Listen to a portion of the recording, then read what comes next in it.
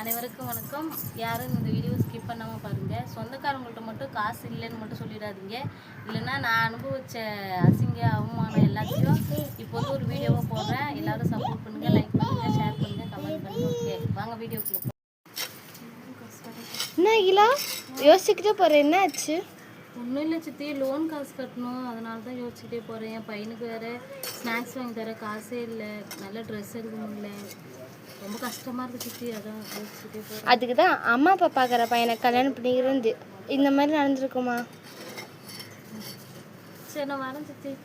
சொந்தக்காரங்க இவங்களே இப்படி சொல்லும் போது நம்ம மாமியார் மாமியார்லாம் என்ன சொல்ல போகிறாங்க?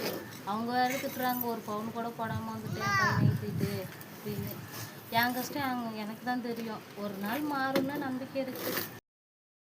என்ன வெயில் அக்கா, உனக்கு ஒன்று தெரியுமா? அந்த அகில பொண்ணு என்னடியே?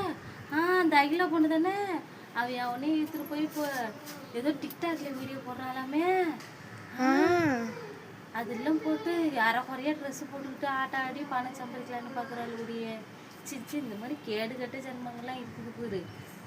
நம்ம புருஷனா நம்மள அடிச்சு கொண்டு போடுவானோடி. நம்மளுக்கு அவன் பேச்சு வேணாம், நம்ம புரிச்சா அவ்வளோதான். சரி, நான் போயிட்டு வரேன். சரி.